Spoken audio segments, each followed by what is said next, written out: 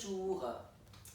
Aujourd'hui, j'ai envie en fait de vous partager de ma pratique professionnelle avec des adolescents.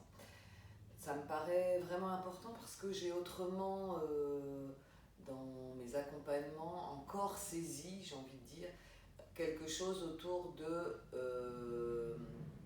ne pas avoir envie pour l'autre, ne pas désirer à tout prix pour l'autre et juste le laisser venir.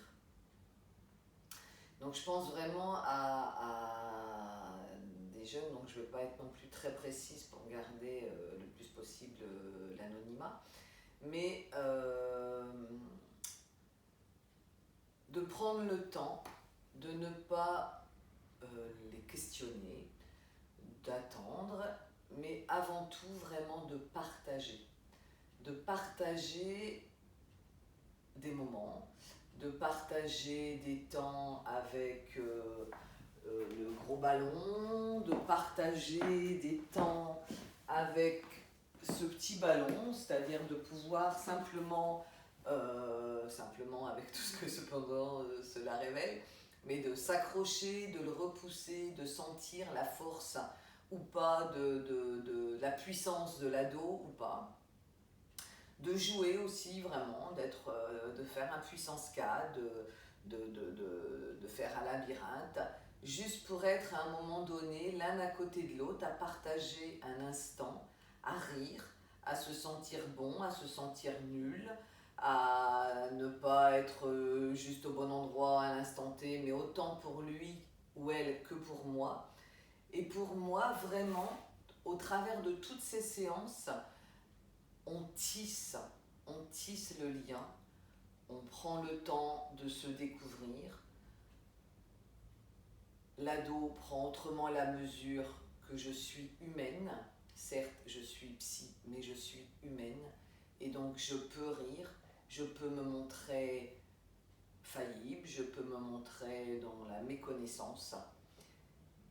Et pour moi, en fait, ces temps-là de séance sont fondamentaux. Et j'avais vraiment envie de vous partager ça aujourd'hui parce que j'ai le sentiment qu'encore parfois, en tant que thérapeute, on pourrait vouloir aller trop vite.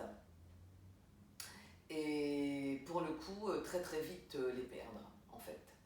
Et là, en fait, dans l'expérience, alors bien évidemment, je sens que oui, c'est vrai, il faut du temps, oui, il faut ne pas être pressé.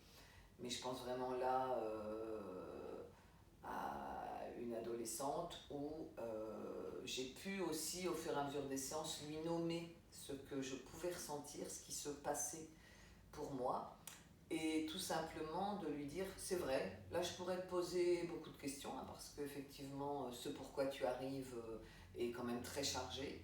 Et en fait, délibérément, là, en tout cas, présentement, je fais le choix de ne pas te poser de questions, parce que j'ai le sentiment que je serais dans le cours là de la thérapie intrusive. Et effectivement, cette jeune me répond oui, c'est vrai, c'est vrai.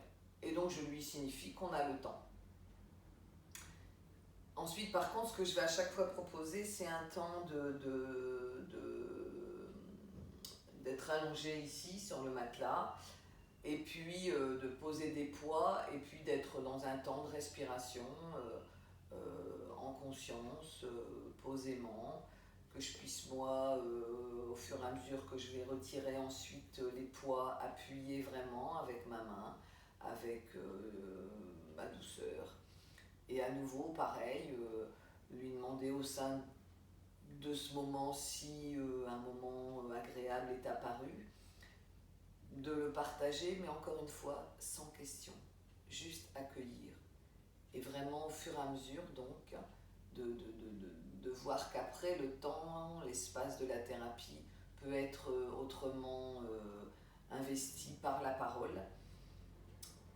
Et de fait, effectivement, là c'est maintenant le cas, mais fortement à la hauteur de combien je n'ai pas voulu forcer la parole, qu'elle peut autrement aujourd'hui apparaître. Voilà, c'était donc un petit temps sur ma pratique avec les adolescents. On pourrait se dire effectivement que ça peut se transférer avec les enfants, fortement d'ailleurs, mais aussi avec les adultes. Mais à mon sens, vraiment aussi avec les ados, il y a quelque chose, je ressens cela comme ça en tout cas, d'autrement important sur l'authenticité et sur être là. Voilà. Je vous souhaite une bonne semaine et puis à très bientôt. N'hésitez pas à appuyer sur le pouce si vous avez apprécié et puis à partager si vous le désirez. À bientôt.